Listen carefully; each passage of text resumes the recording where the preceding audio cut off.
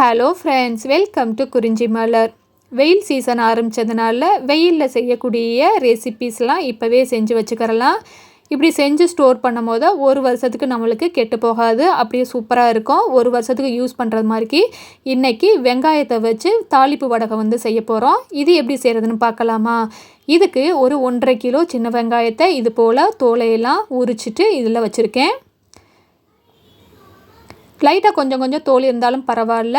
இதை ஒரு சார்பரில் சேர்த்து 1-2 அரைச்சி எடுத்துக்கலாம். நம்ம மிக்சி ஜாரில் சேர்த்து அரைக்கிறோன்னா அதை பல்ஸ் மோடில் கொடுத்து நம்ம அரைச்சி எடுத்துக்கலாம். ரொம்பவும் அரைச்சிடக்கூடாது. நான் சார்பரில் கொடுத்து இது போல் 1-2 சாப் பண்ணி எடுத்துக்கிறேன். இந்த வெங்காயத்தை ஒரு அகலமான பாத்திரத்தில் நம்ம சேர்த்துக்கலாம். ரொம்பவும் பெரிய சைஸாக இருக்கக்கூடாது, ரொம்பவும் சின்ன சைஸாகவும் இருக்கக்கூடாது. ஒரு மீடியம் சைஸில் சாப் பண்ணி எடுத்துக்கலாம்.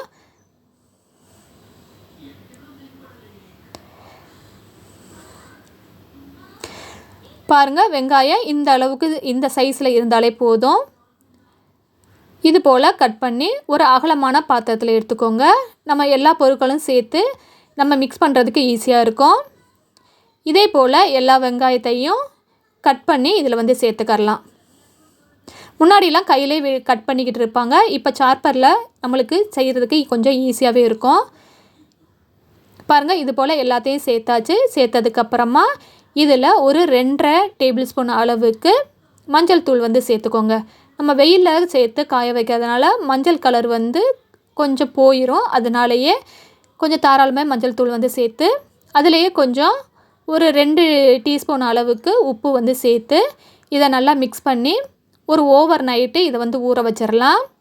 இப்படி ஊற வைக்கும் போது இந்த உப்பு சேர்த்ததுனால வெங்காயத்தில் உள்ள தண்ணியெல்லாம் நல்லா லீக் ஆகிருக்கும்.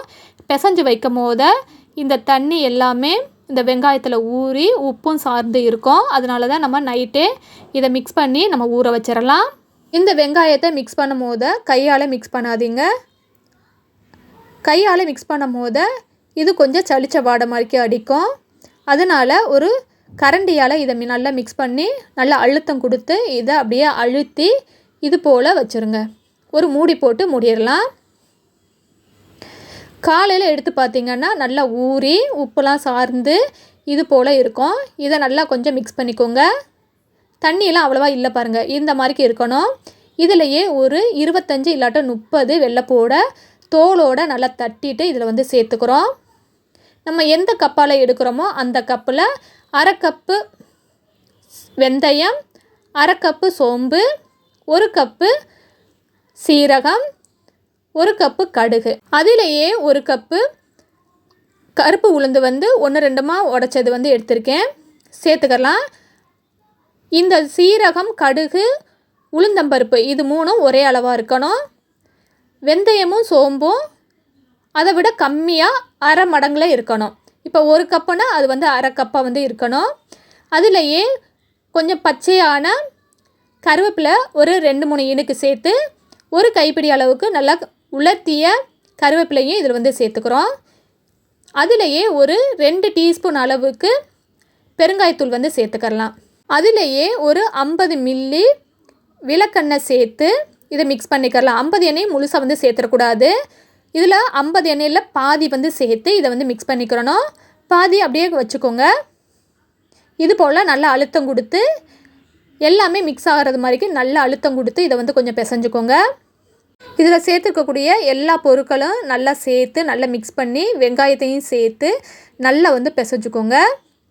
பிசைஞ்சு நம்மளுக்கு ஒரு கைப்பிடி அளவுக்கு இதிலேருந்து எடுத்து உருண்டைகள் செஞ்சுக்கலாம். ஃபஸ்ட்டு நம்ம செய்யும் போது நல்ல பெரிய உருண்டையாகவே பிடிச்சிக்கோங்க. இதில் விளக்கெண்ணெய் சேர்த்து செய்கிறதுனால இந்த வடகம் நல்ல ஒரு ஹெல்த்தியானது. பாருங்கள், இது போல் ஒரு கைப்பிடி அளவுக்கு எடுத்து இது போல் நல்லா டைட்டாக உருண்டைகள் பிடிச்சிக்கலாம். இதை எல்லாத்தையும் நல்லா உருண்டைகள் பிடிச்சு ஒரு அகலமான பாத்திரத்தில் வச்சு ஒரு பிளேட்டில் வச்சு வெயிலில் காய வைக்கணும். இந்த மசாலாக்கள் எல்லாத்தையும் உருண்டைகளாக செஞ்சு ஒரு அகலமான பாத்திரத்தில் வச்சு வெயிலில் காய வைக்கணும். பாருங்கள், இது போல் எல்லாத்தையும் பிளேட்டில் வச்சாச்சு. ஃபஸ்ட்டு நம்மளுக்கு உருண்டைகள் அதிகமாக வரும், காய காய நம்மளுக்கு உருண்டைகளுடைய அளவு வந்து கம்மியாகும். பாருங்கள், இது போல் வச்சு வெயிலில் வந்து வைக்கலாம். வெயிலில் வைக்கும் போது இதில் விளக்கெண்ணெய் சேர்த்துருக்கிறதுனால இந்த வடகம் கொஞ்சம் கருப்பாகத்தான் செய்யும்.